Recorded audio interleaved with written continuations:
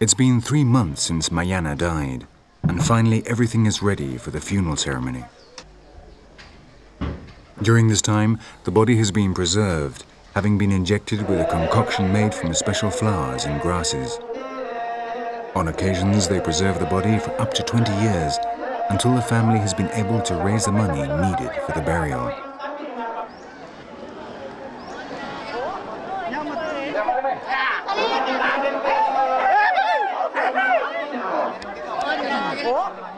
Officially, the funeral cannot begin until the coffin leaves the family home and is placed in a small sanctuary on the rante, the terrace where the ceremony will take place.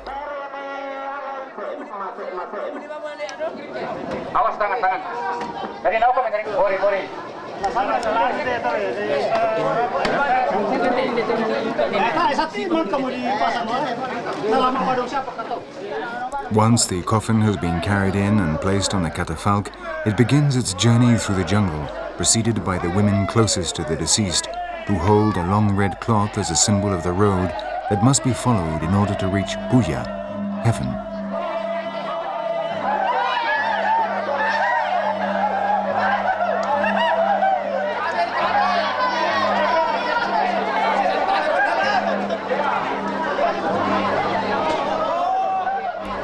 This short journey to the rante is also the occasion for the neighbors who have not been invited to the burial to express their condolences to the family of the deceased.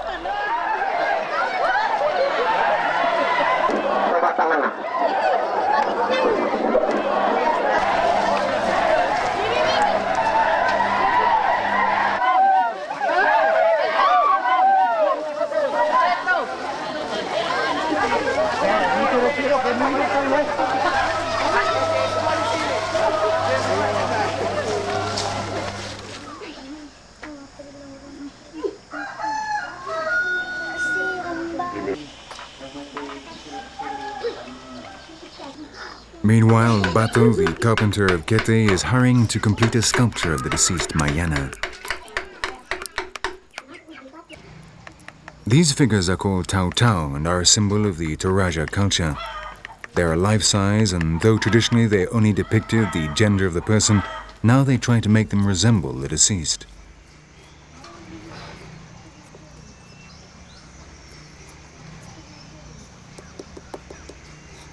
The Tau Tau are paid for by the entire community in appreciation of the generosity of the deceased, and are almost exclusively the privilege of the upper classes.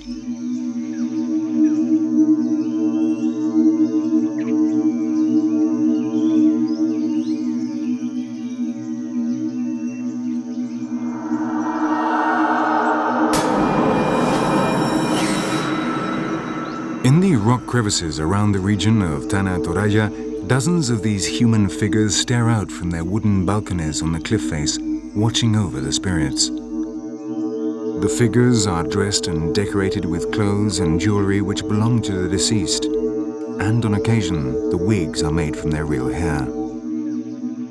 It is a relatively recent custom which began in the 19th century, and the type of wood used is indicative of the social position of the dead person.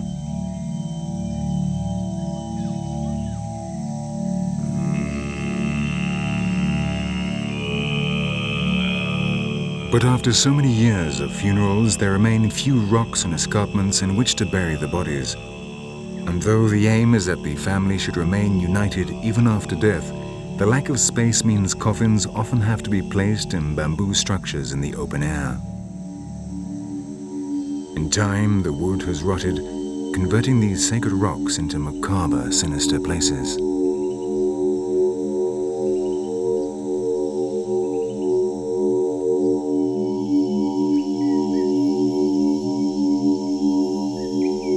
Children who die before their teeth appear are buried in the trunks of these trees because for the Toraja, they still belong to Mother Nature, and as such should remain with her.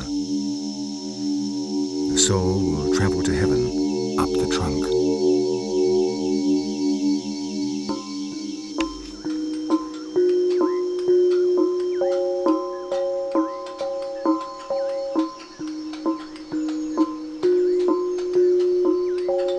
In the sacred rocks of Rantepao, the workers excavate new spaces in which to bury Mayanna alongside his ancestors.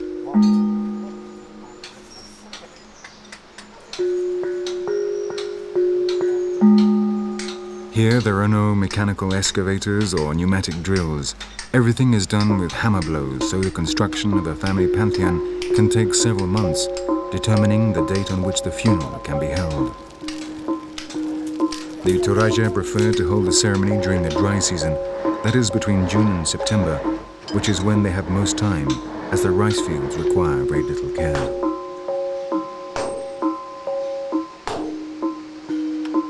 For this work, Mayanna's family will have to pay 5 buffaloes. On the island of Sulawesi, it is customary to use these animals as currency.